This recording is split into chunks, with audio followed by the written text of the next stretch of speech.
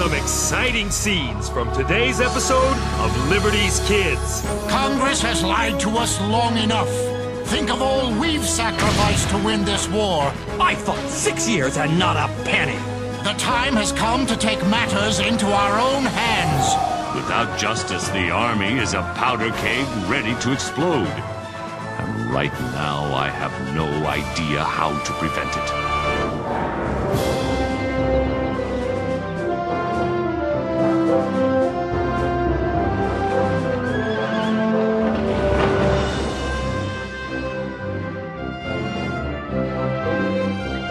My dear Moses, I write you today with monumental news.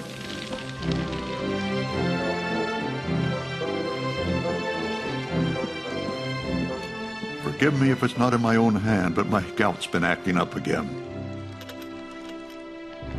Yesterday, November 30th, we signed a preliminary peace treaty with Great Britain. John Adams, John Jay, Henry Lawrence, and yours truly signed the document at the Grand Hotel Muscovite in Paris. For some reason, the king's emissary, Richard Oswald, didn't seem nearly as pleased as we were.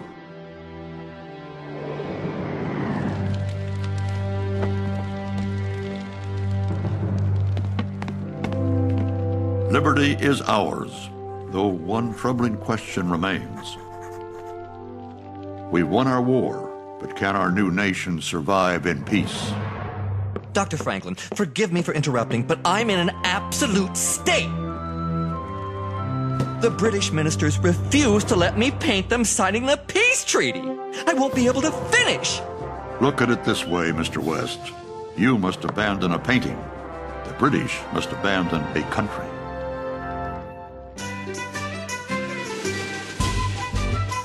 Dr. Franklin, your legs! They're still strong enough to kick King George across an ocean.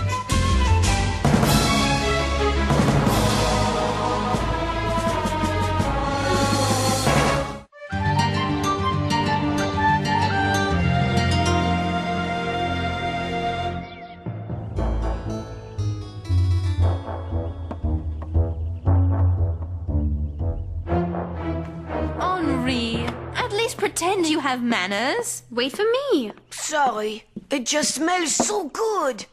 I wish Dr. Franklin were here to enjoy this with us. Me too. Can you pass the beans?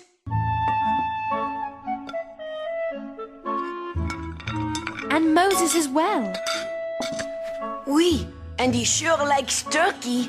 Could I have a drumstick? And James. It's been forever since we've seen him. Nobody can eat like James. You going to have some of those yams? Sarah, Henri, working on a story. General Washington, Army, Congress, you have to come with me. Oh, I'm sorry. You're eating. Forget eating. This sounds exciting. Besides, we hadn't really started yet, had we, Henri? No. So what's this about a story? It can wait.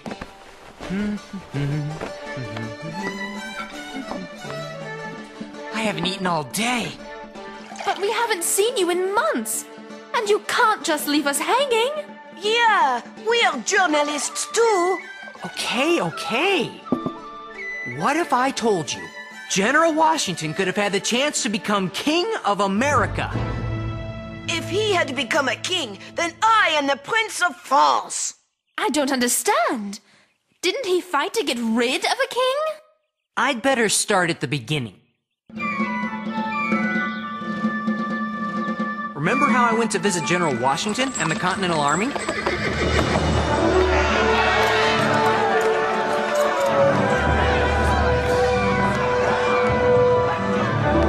The British Army still occupied New York City, but news had come from France that the war was all but over.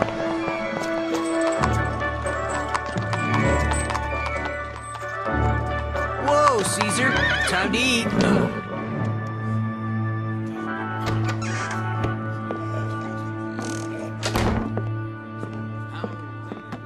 It's not right! We've got to do something. We're being cheated! It was Major General Horatio Gates and some of General Washington's highest-ranking officers. I thought I'd go over and say hello. Gentlemen, Congress has lied to us long enough. Think of all we've sacrificed to win this war. And now that freedom is in our grasp, what has Congress done? It's broken every promise it's ever made, that's what. Has any man here been paid so much as a farthing by Congress? I fought 6 years and not a penny. Congress promised us all pay. Then it promised us a pension for life. Now it wants to discharge us without giving us either. Did we serve our country just to lose our property and end up in debtor's jail? We must demand our rights. If Congress refuses, I say we march down to Philadelphia and answer them with muskets. Where does His Excellency stand on the matter? Where does Washington stand? He cannot speak publicly on the matter, but I assure you, we have his support. Why else would he allow us to meet tomorrow? Read this, circulate it to bring more men to our cause, then meet at the new building tomorrow at noon. The time has come to take matters into our own hands.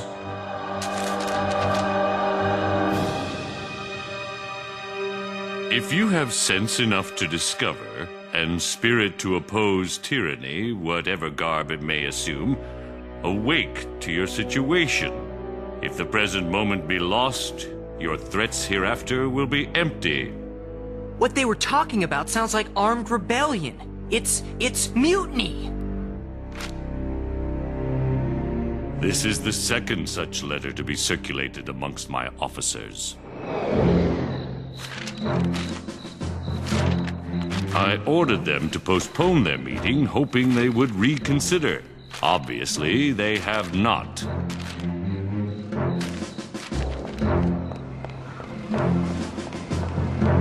If you ask me, they're no better than traitors. On the contrary, James, I consider them heroes and patriots of the highest order. They risked their lives to fight for a new form of government. And now they feel that government's turned its back on them. But what they've said about Congress comes from honest frustration.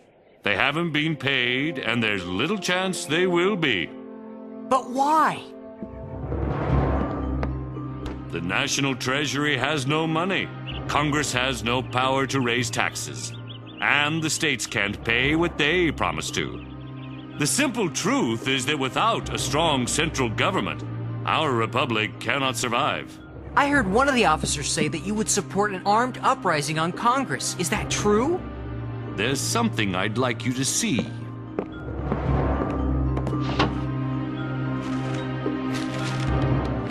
This was sent to me by one of my officers not very long ago.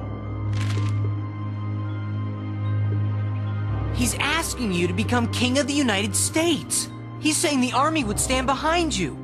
Have you ever heard of Caesar? That's the name of Dr. Franklin's horse. Julius Caesar was a great general and the most popular man in Rome. After winning a war, he marched his army into Rome and made himself king? I don't believe it. George Washington would never declare himself king. Never! Would he? Of course not. Anyone with half a brain knows George Washington would never do a thing like that. You'd never declare yourself king. Would you?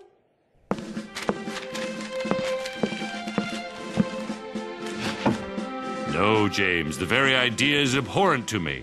To say nothing of the fact that neither the American people nor the vast majority of soldiers would stand for it. The army exists to serve Congress, not the other way around.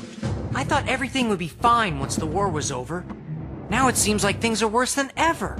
Without justice, the army is a powder keg ready to explode. And right now, I have no idea how to prevent it.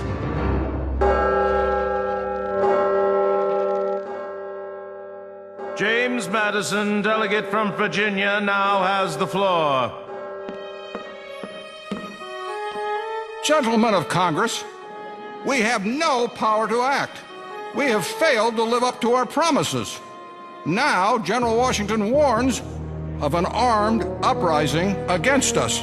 Armed uprising? Outrageous! Who are these men? This must not stand! The army shall not rule! If we do not find some means to pay these honorable men, God only knows what will happen next.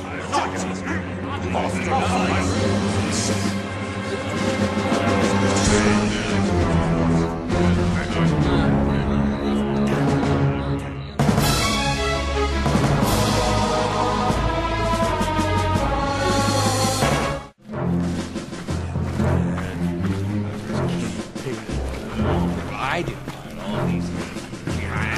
Politicians tell me what's fair now. With Congress.